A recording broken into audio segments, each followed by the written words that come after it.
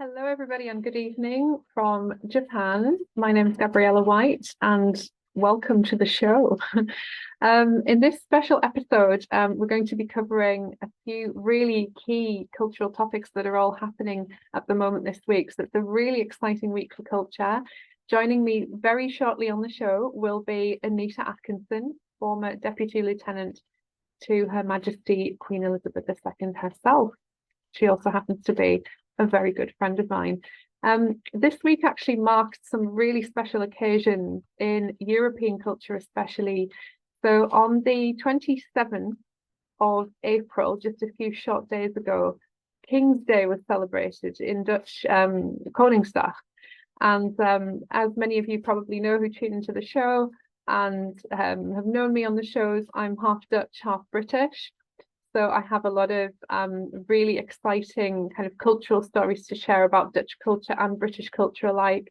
So we have two kings at the moment, of course, one in the Netherlands and one in the UK. But King's Day was celebrated not long ago at all. And Anita has just jumped on very, very early.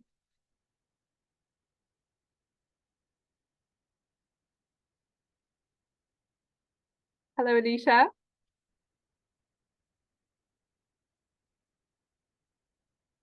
Everyone, you're watching the Culture Cave. I'm Gabriella White. Joining me early is Anita, ready to go. So,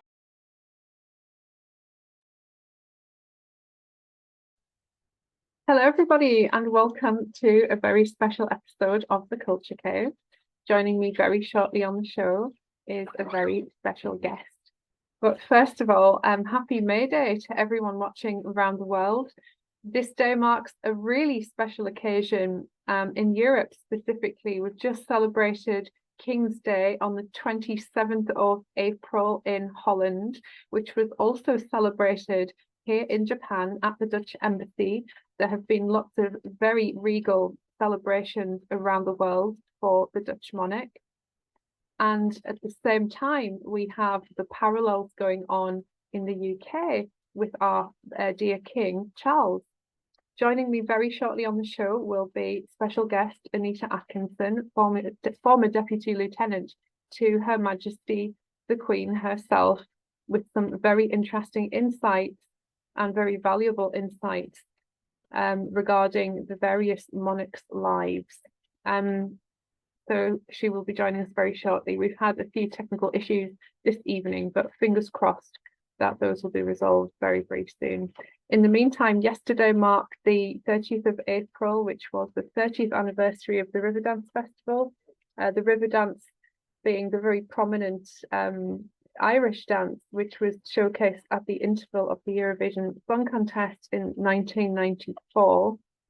Yesterday marked the 30th anniversary, and the dance marked the revival of this phenomenal Irish performance around the world, which to this day is celebrated and showcased in theatres. Of course, the Riverdance marks also the historical point in time between Ireland and North America, the big immigration moment. So that is the symbolism of the Riverdance. Joining me very shortly will be Anita Atkinson. Hi, everyone. Again, joining us very shortly will be the very special guest, Anita Atkinson. Hopefully she will be able to connect very, very shortly. We've had some technical issues. So yes, a very special week for Europe in terms of regal matters. King Charles is returning to public duties. The world is talking about it. And here is Anita. Let's hope that everything is working. Hello. Yeah, I've got it. Hold on. Have we cracked it? Yeah, I'm just Fantastic. trying to start the video. Fantastic. Yes. Woohoo. Oh, man. Oh, my goodness. Welcome to the show, Anita. Welcome. Well, yeah, welcome to you in my office when I can't figure this out, because I'm going left to right to left. Yes. Hello, Gabriella. Hello, Anita. Hello, Anita. Good to see you as well. So I was just telling our viewers that this week actually marks several very special occasions. The 27th of April was actually King's Day in Holland this week. Yeah. Which was just, as you probably know, and it was just celebrated at the Dutch Embassy in Tokyo, celebrations happening around the world. And then yesterday marked the 30th anniversary of the river dance, which of course very symbolic in Western culture. So the Eurovision Song Contest, that was remarkable, wasn't it? Do you remember that event? No. I remember the Eurovision Song Contest. Yeah, well, you know, I think the last time I watched it, ABBA won. Right. So tell us about the paintings in your office. Well, the top one is of the Queen Mother, and it's a very limited edition. Wow. And it's by David Poole, RA, and there's only 50 copies, 50 signed copies, and that's one of them. And I was given that by a friend who was actually moving into a smaller home and give it to me. Goodness. And the one below is Antigoni's portrait of Prince Phillip, the Duke of Edinburgh. Wow. Oh, that's incredible. Yeah, he has a very stern look, and apparently among his staff, if he was in a mood, they would say, "Oh, you know, the Duke's doing an Antigone." What does that mean? And that's some of my collection of books next to that as well. So wonderful. Of course, as you know, Anita, the Queen Mother had tea in our house, in my childhood home. Yes, yeah. In 1939. Yeah. War. Can you tell us more about that? What else do you know about that event? Well, I know that I've actually got an old cine film of that visit, not in Towlaw, not the Towlaw part of it, but they came to open.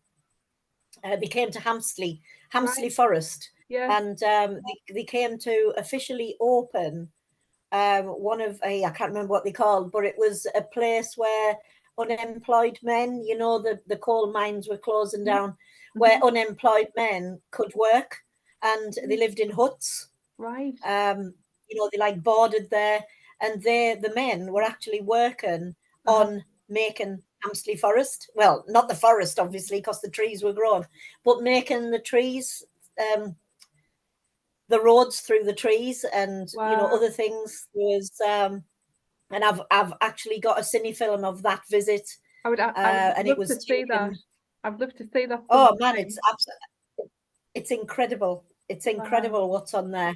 But that's on it, and they drove from Hampsley through Crook, and I do know of people who are still alive today that were children in the playground on the school that was on the side of the road, and they went up to the fence and were waving. Wow. And then they went up through Billy Road to Towlaw to open the community centre. Yeah. That's what they were there for. Which is where the Queen Mother then opened the tennis pavilion opposite our house and had That's right, yeah. And someone was sent out because she didn't like the tea and sent a new set of tea to the house. It's a true story. We've had that fact checked, and it's apparently true. So a new tea was brought. So yeah. Maybe it was Ringtons. Love Ringtons. Absolutely love it. So Anita, we've been wanting to do this for quite some time. Yeah, we have, yeah. So first of all, well, it was busy. I know. First of all, happy May Day. We'll come back to Beltane, which is May Day. Yes. But let's cast our minds back to when our beloved Queen passed away, because I've been wanting to talk to you about the event. Yeah. Of course, it was a horrible year in general. It was a remarkable year, but I mean, I've got some questions that we prepared, you know, way back. So I just wanted to dip into at least a few of them. What was your initial reaction to the Queen's death? Well, when you said there about it being a remarkable year, it was definitely a year of two halves. And the first half was absolutely incredible when we had a monarch who was celebrating a platinum jubilee, and the whole world was celebrating with us, with her. And then, of course, you know, just a few short weeks afterwards, we get the devastating news that she'd passed away. And that day, the night before, I'd been given one of my royal talks, which I've been given since 1981.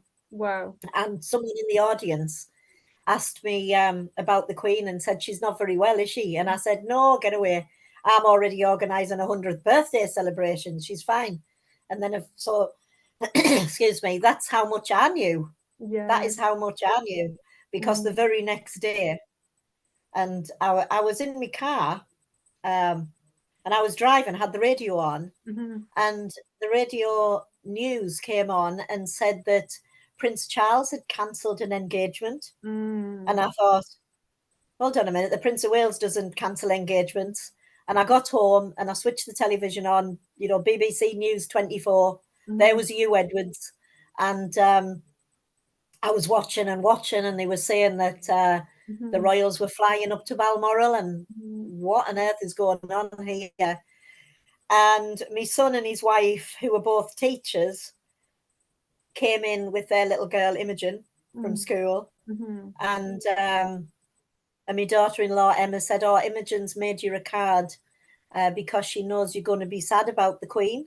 And at that moment, I turned, I heard Hugh Edwards say Buckingham Palace, and I turned round and there he was wearing his black tie that he hadn't been before, but he was wearing the black tie. It was showing you the Union flag flying at half mast on Buckingham Palace, and he said Buckingham Palace has announced, and I burst into tears. And you know me, Gabriella, I am not an emotional person. I didn't cry when my mother died. I didn't cry when my mother died, and that was sudden. And here I was, and I really didn't want to, because Imogen was there. She didn't want to see Grandma crying, and my daughter-in-law came and put her arm around us. It was I still to this day have not been able to analyze that. Why did I do that? Why? I don't know. I think she's just such a powerful presence in the whole of my life. Yeah, definitely. And I suppose when you spend all of your life studying and giving talks about people as well, you must feel particularly close to them. And you've given a lot of interviews around the world with broadcasters around the world, so kind of your life's work, isn't it? Well, it is, yes, because I am an Elizabethan. I was born into the second Elizabethan era, and I don't have a memory of not being interested in the Queen. And so it was like your whole world come crashing around you. And, you know, I went over to sit in my museum, and everywhere I looked, she was there. And I thought, well, this can't be happening. Her mother lived till she was nearly 102. A mother to the nation, really, like truly just the rock of the nation. Oh, of the Commonwealth. All round. But we could say the world. Or a global, she could have been Queen of the World. Quite easily could have been Queen of the World. So do you mean that your granddaughter Imogen had a bit of a premonition right before it happened, or had it already been announced in London? Well, I don't know. I think she'd gone to her other grandma's house, and whether they were watching the news and they saw what I didn't see. Maybe I didn't want to see it, so I didn't see it. You know, I was hoping against hope that there was something that wasn't right. But no. So after that, you went down to London once the funeral arrangements had been made. So I wanted to ask you about your experiences with the crowds and the general consensus. What was going on and what was going through your mind viewing the Queen's coffin? Well, first of all, I mean, the Queen died on a Thursday. I was on the train to London on the Saturday, and got there on the Saturday night, went straight to Buckingham Palace, and it was absolutely unbelievable. You could not put a pin down outside of Buckingham Palace and all the way up the Mall, right round to Kensington Palace. There was mountains, literally mountains of flowers, and that was in less than 2 days. I bet if you piled them up, they would have been the size of Everest. And it was constant. There was staff. There was, you know, the staff that worked for the royal parks, the gardeners. They were all over in little trucks, and they were taking the bouquets from places where it may be unsafe and put them into the parks. Mm-hmm. In the end, Green Park was full, St James's Park was full, Hyde Park was full. It was just absolutely incredible.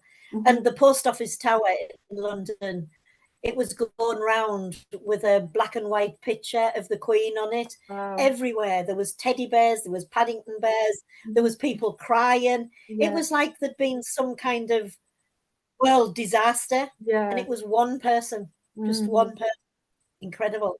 I think for me, watching it on TV the day of the funeral was the most emotional moment for me. Was the sea. It was like the sea, the crowd was moving like the ocean, like a wave. Yeah. And when you think of Britain rules the waves and all of the prose that's connected to that, I thought that was just really poetic. Yeah. Well, I was there. I went there on the Saturday and I just stayed there. Yeah. And I went on the Tuesday down into the Mall to see the Queen's coffin being brought from Scotland into Buckingham Palace. Then I went back at 5:30 on Wednesday morning, and I found myself a good spot that was opposite Horse Guards Parade. But I could see them coming up the Mall and then turning in and coming right past me. And I have to tell you this because there were people from all nationalities there. And I was stood next to this couple for hours, actually, from America. And in the end, I said to them, "So, are you just here for the funeral?" And they said, "Oh, no, we've lived in England for 40 years. We've lived in London. Wow. I taught at a university." And so we were chatting away. And she said, "You know, it doesn't matter how long I live in this country, I'll never get to understand you English." And I said, why is that? And she said, "Well, I've never found the answer to this question, but can you tell me the answer to this question? Why is it when someone stands on your foot, you say sorry?" That's so true, isn't it? And I said, "You know what? I think we were born apologizing. Yeah. We're always sorry." Yeah. Yeah. And she said, "I've never understand that. Why are you always apologizing?" Yeah. And I don't know, but it's just the people we are, I suppose. Part of our culture. Yeah, that was a good question. So I then got absolutely prime spot of seeing the cortege coming. It was going into Westminster Hall from Buckingham Palace to Westminster Hall. And it was just, I couldn't believe it. I couldn't believe what I was seeing. And it was so emotional. It was, it was just, so I was joined at that point by the daughter of a school friend who I'd never met. Wow. But she'd seen me footage, going live on Facebook. She knew exactly where I was, and she lived in London, so she come with us. And because she was very good, I mean, if you go to an event outside of Buckingham Palace, it is absolutely impossible to get out. Right. You must wait. The crowd control is amazing. Yeah. But you have to have patience. There were literally hundreds and hundreds of thousands, maybe more than 1 million. Down there. The whole place was packed full. Wow. And she knew a quick way to get out. Right. So we decided to go from there to the Lion in State queue. Right. So we picked up people on the way. Yeah. We picked up a lady who actually used to live in Gateshead in the northeast of England, and her father was a vicar. Right. And she'd come from Warwickshire. So she joined us. And then we were joined by a man called Philip, who had an obsession with buses. And we joined the queue. And I think the queue at that point was 3 miles long. And so we joined the queue. We were in it for 8 hours, but I would have been in that queue for 38, 48, however long I would have been in that queue. Because we're very good at queuing. That's another thing. But it was what an experience. We were on the South Bank. We started at the South Bank of the Thames in London. And we walked and walked and walked. And the sun was going down on the landmarks in London. It was incredible. We stopped at a pub, because that's another English thing. We stopped at a pub for a drink, and then we rejoined the queue. We stopped at a hot food stall, and we rejoined the queue. Wow. We even visited the souvenir shop on the way around, and then we rejoined the queue. And this went on. But I was actually being recognised in that queue I bet. by people. I bet you who were. They were just saying, "Hello, Anita," as they were walking the other way to join the queue. "Hello, Anita." Well, I hadn't a clue who they were and how they knew who I was, but anyway, they did. So we eventually got to it's called Victoria Gardens, and it's the gardens that's next to the Houses of Parliament. Yes, yeah. And it was like a post office queue. And for anyone watching that doesn't know the English, we queue and we queue. And post office queues are notoriously long. Yeah. So we were there for a few hours, really. But everything was catered for. Yes. There were toilets there. There was, if you wanted cold drinks, you could fill up your water bottles and things like that. But there was loads of signs saying you can't bring this in, you can't bring that in. But actually, right, if we rewind to the beginning of that day, I was down the Mall at 5:30 in the morning, and I actually went on a push scooter. Because when I'm in London, I travel via a push scooter, because it's easier than getting on a bus or the tube, and I just go on my scooter. Fantastic. Anyway, so I took that with us, of course, and it folds up. Yes. Anyway, took it all away, dragged it all away, and they were saying on these signs that you couldn't take liquids, you couldn't take this, you couldn't take that. And I thought, you could only have one bag. I thought, well, I've got 2 bags in a scooter, so it's hard luck. And when we got to this place, I was told it was airport-style security. Right, well, I don't do abroad, and I don't do airports, so how do I know what airport-style security is? And we had to empty our bags and put them onto these trays. So I folded my scooter up and put my scooter onto the tray. And one of the policemen, they had security and police officers as well. And one of the police officers said, "What's that?" And I said, "Well, it's a scooter. What do you think it is?" He said, "You can't take that in there." I said, "Well, I don't intend taking it in there into Westminster Hall." He says, "Well, what are you going to do with it?" I said, "Well, I'm just going to leave it here with you, and then I'll come back for it." He said, "You won't." He said, "Once you get through there," and he was pointing to these things that you walk through, he said, "nobody comes back." So I said, "Oh, well, I'll just take it out there." And he said, "You're not taking it anywhere. I'm confiscating it." And I said, "What do you mean you're confiscating it?" He said, "I'm confiscating it and you're not getting it back." I said, "But that's the Ben scooter. I borrowed it. It was one of my granddaughters." And I said, "What are you going to do with it?" He said, "I'm putting it in that bin over there." And that's what he did. Threw my scooter in a bin. No way. That's crazy, Anita. Absolutely crazy. I never got it back. I'm sorry to hear that. It seems like there was almost like tension in the air as well. But like you mentioned somebody called Philip. Now, of course, when Philip passed away, you actually hand delivered a book of condolences from Weardale, from our community, and you actually hand delivered that to the palace. And in that book was a message from yourself, from the people in our community, from myself in Japan, and the Queen actually acknowledged the people of Weardale and overseas. And I remember being really touched by that. Yes, it was because it was you from overseas. But it was yes, I did that. We went to we were advised by the government not to travel to Prince Philip's funeral. Well, I don't care what the advice from the government was. There was no way I was not going. So we drove to Windsor, me and my daughter and my granddaughters. And we went to Windsor. It was empty. People had done as they were told. But I wanted to go. And I'll tell you something that was never it wasn't televised, nobody knows. But we were sat in Alexandra Park in Windsor, and we were having our dinner, having our lunch, and I heard all of these horses' hooves. So I went running to the railings, and I left my phone with it was out. I took it out of my pocket. I run to the railings, and there must have been, if there was one, there was 100. There was 100 gypsies with horses and carts, and they were going round. It was a procession. It was absolutely incredible. All the horses were all done up, they'd put all, like they do, with all the brasses on and all the colours. And they were Romanese, they were travellers, they were, different.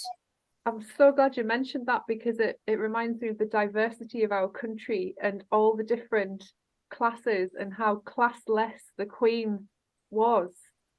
So I wanted to ask you a question actually about that and all the different groups of people in our very diverse country. So I had a question here from last year.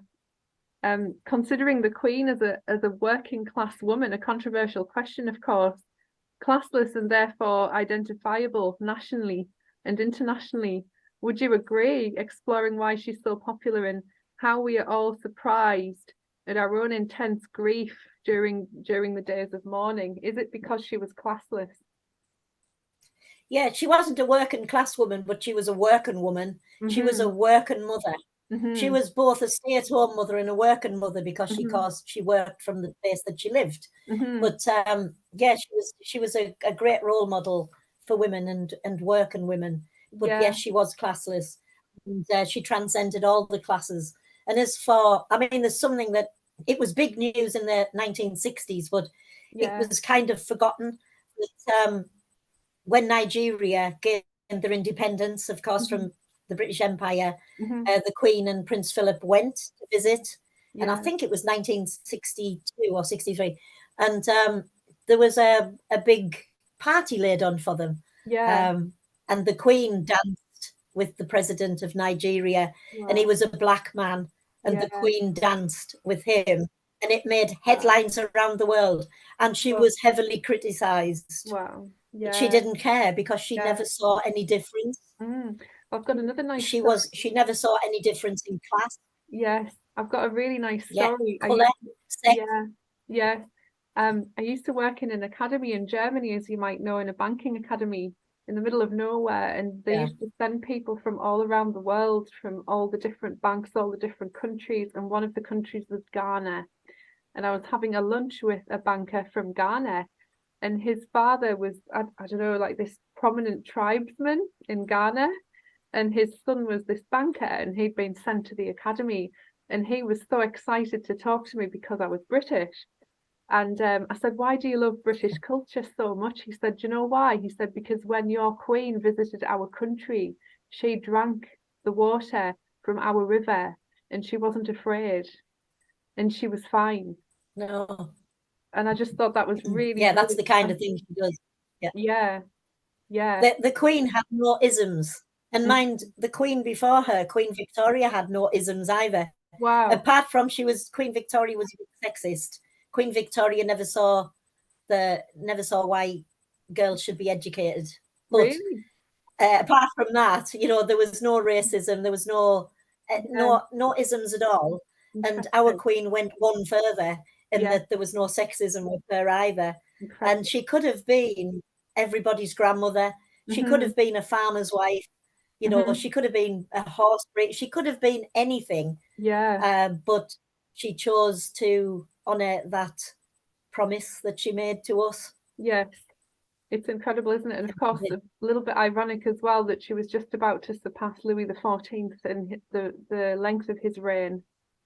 Well, I don't see him as having the longest reign. Louis XIV was a baby when he came to the throne. So he didn't rule, he didn't reign. He just cried and probably had his nappy changed. Whereas the Queen reigned as an adult all that time. Right. That's a really I discount Louis XIV. Right. She was the longest reigning adult monarch in the world. That's a really fair point.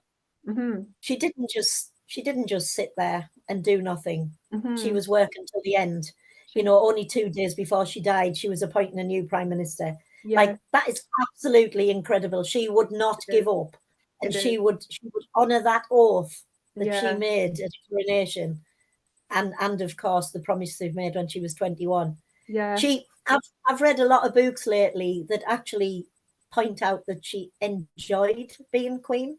She had to. Had to have enjoyed being queen. But I think it was very, very difficult to start with. But it is for any new monarch. It takes a long time to bed down.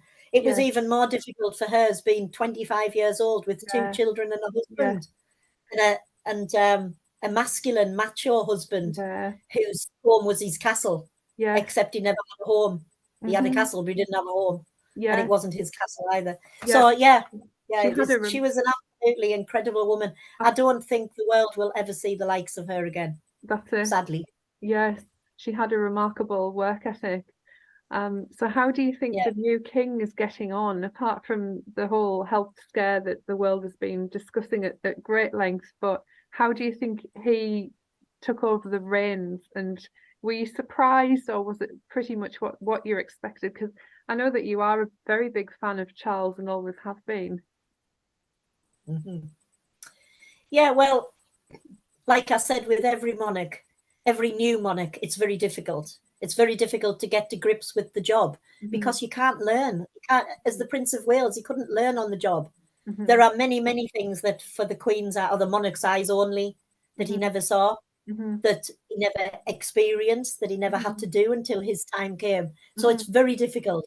And as with the Queen's difficulty with having young children and a husband and trying to get to grips with it, Charles had his illness and, of course, problems within his family, you know, and everyone has problems. Excuse me, everyone has problems in the family. But for him to have those kind of problems with his son and his brother at the start of a new reign, trying to get to grips with this job that he must do. He's got 1,000 years of history on his shoulders and he has to uphold that history. So he has to do it. But then, of course, this illness, this cancer diagnosis, it's not been a good start. But he's a good man. Yes. He's a good man. He's a caring man. He cares about us. He cares about the planet. He cares about his people all over the Commonwealth, not just us. He cares about everyone because that's in his nature. He's very sensitive. And in some ways you would say weak. But and I think he probably was a few decades ago, but he's grown into himself and he's gained in strength of mind as well. So he knows what he's about. He knows what he wants to do. And I also think he won't just be downtrodden by any ministers.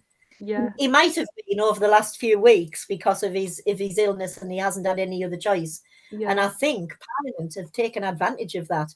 I think Parliament took advantage of the Queen's final couple of years because of COVID and her not being able to go out. And I think they've taken advantage of Charles as well. But you watch, as soon as he gains his strength, as soon as he gets the all clear, he'll be back with a vengeance as King Charles III. What would you like the world to know about King Charles that they might not know, or kind of impressive feats in terms of what he supervises that people aren't really aware of or won't acknowledge?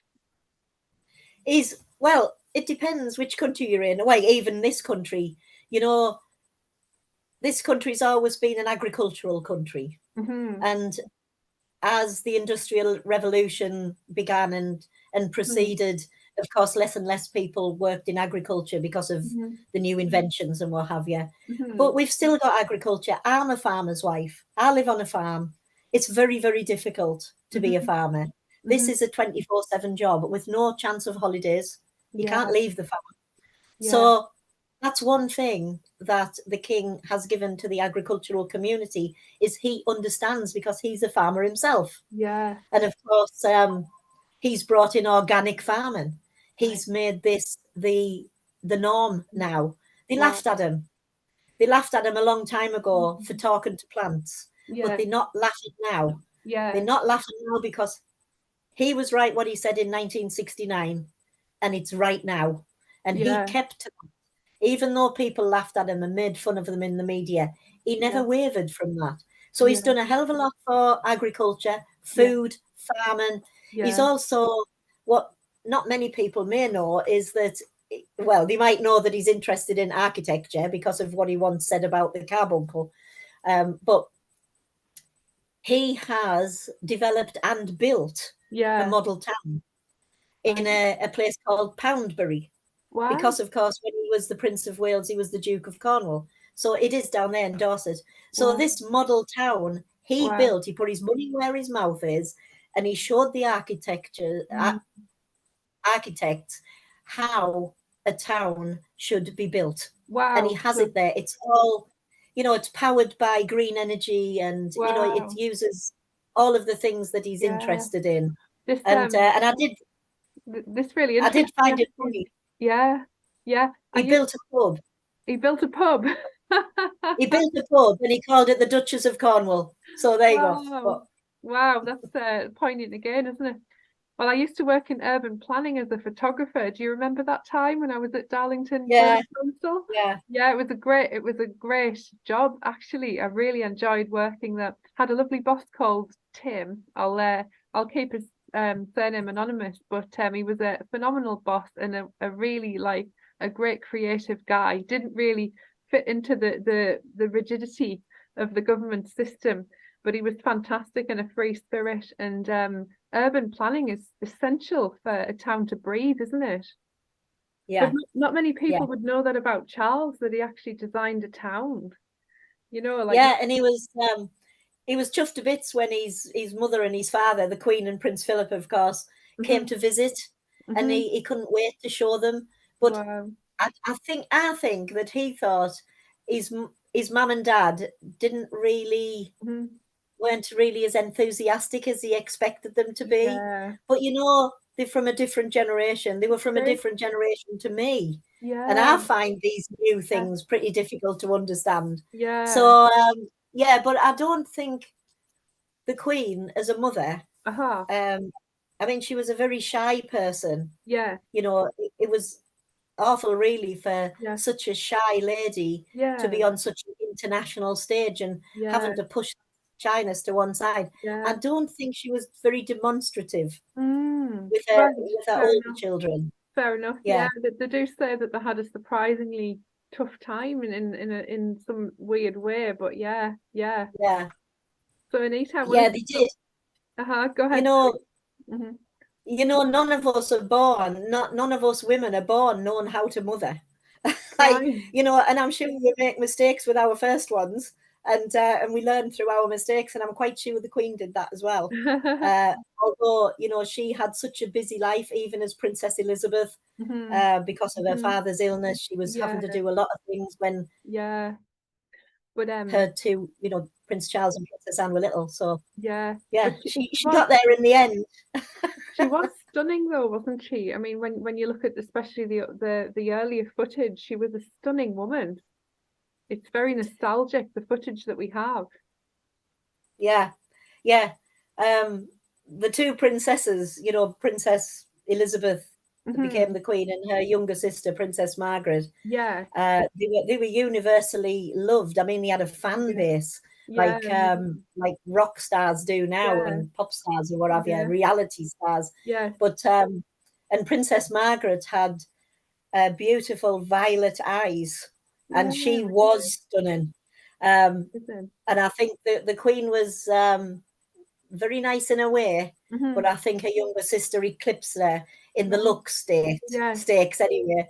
But she was very mischievous as well. I love Princess Margaret. I love reading about her because she did some outrageous things. So Anita, on to Beltane. So today is May Day. I wanted to talk just very briefly about Beltane and get some of your reactions to it. So for our viewers as well, Beltane is the Gaelic May Day festival. So it's a kind of equivalent to May Day, marking the beginning of summer in the Northern Hemisphere. It's traditionally held on the 1st of May or about midday between the spring equinox and the summer solstice. It's an ancient Iron Age Celtic festival, and it's a ritual of the largest kind. So historically, it was widely observed in Ireland, Scotland, and the Isle of Man. In Irish, the name for the festival is, and I'm probably going to mispronounce this, but La Beltane, which actually sounds French, La Beltane. While the month of May is Mina Beltane in Scottish Gaelic. That sounds a bit like Georgie, doesn't it? Like saying me for my and things like that. Well, belle is French for beautiful, isn't it? Yes. Now it says it talks about the etymology later because fire is part of the etymology. It's the symbol of fire. And on that note, actually, I've got some candles burning here for the occasion. So I lit 10 candles for Beltane today. I just felt like doing that. But Beltane is mentioned in the earliest Irish literature and is associated with important events in Irish mythology, also known as the first day of summer. It marked the beginning of summer and was when cattle were driven out to the summer pastures. Rituals were performed to protect cattle, people, and crops, and to encourage growth. Special bonfires were kindled, whose flames, smoke, and ashes were deemed to have protective powers. The people and their cattle would walk around or between bonfires and sometimes leap over the flames or embers. But as I'm saying this, Anita, you did the fire walk, didn't you? And you are a farmer. So this really ties into your history. Well, fire can purify, of course, can't it?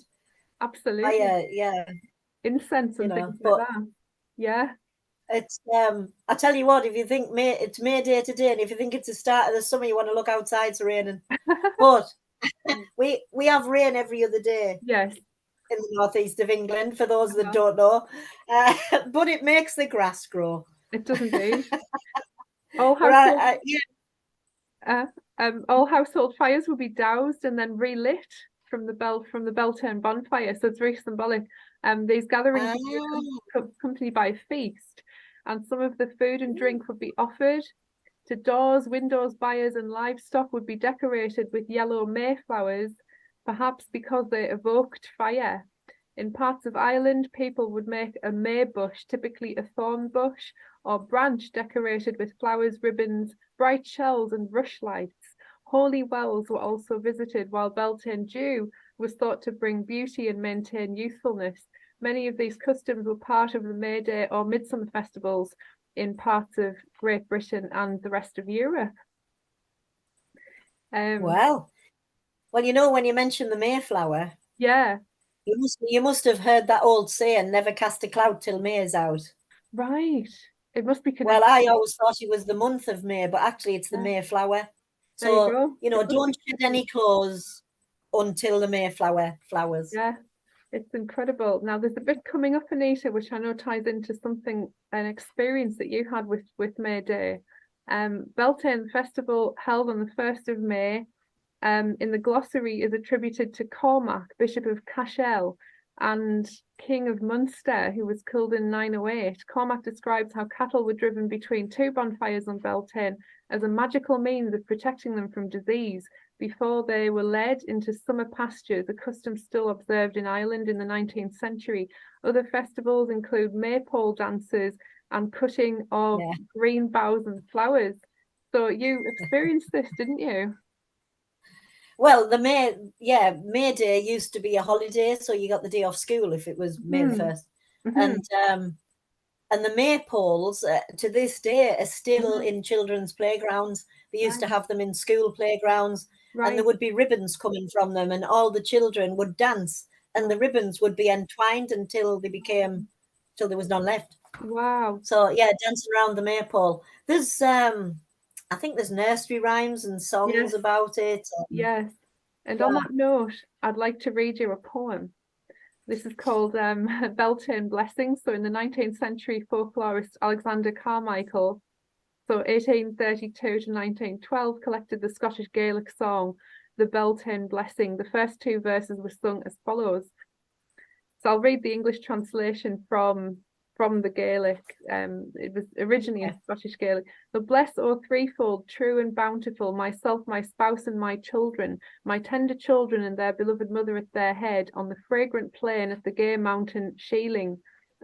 Everything within my dwelling or in my possession, all kine and crops, all flocks and corn, from Hallow Eve to Beltane Eve, with goodly progress and gentle blessing, from sea to sea and every river mouth, from wave to wave and base of waterfall.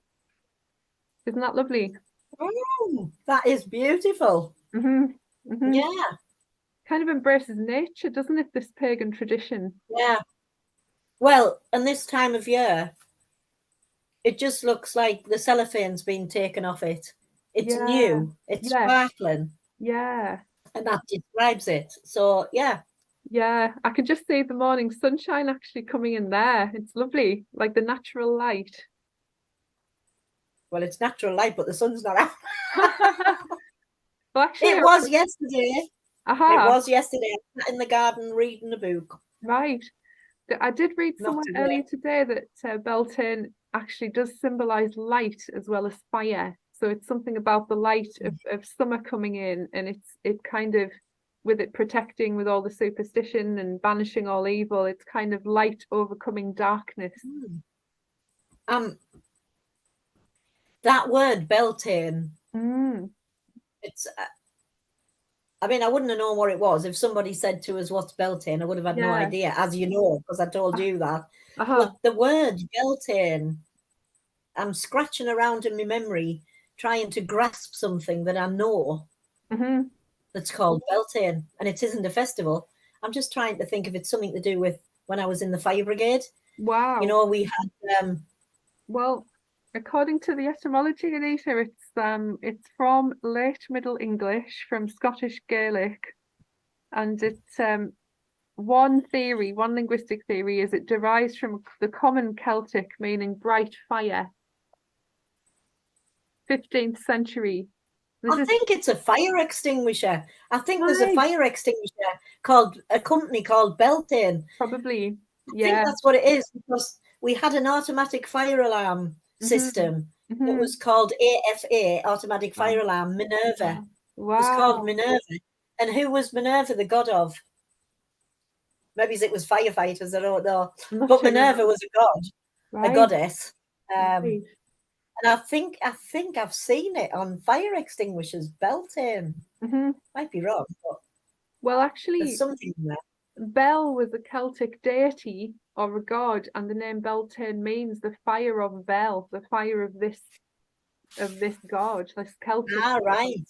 Yeah. It was a god that breathed fire, maybe.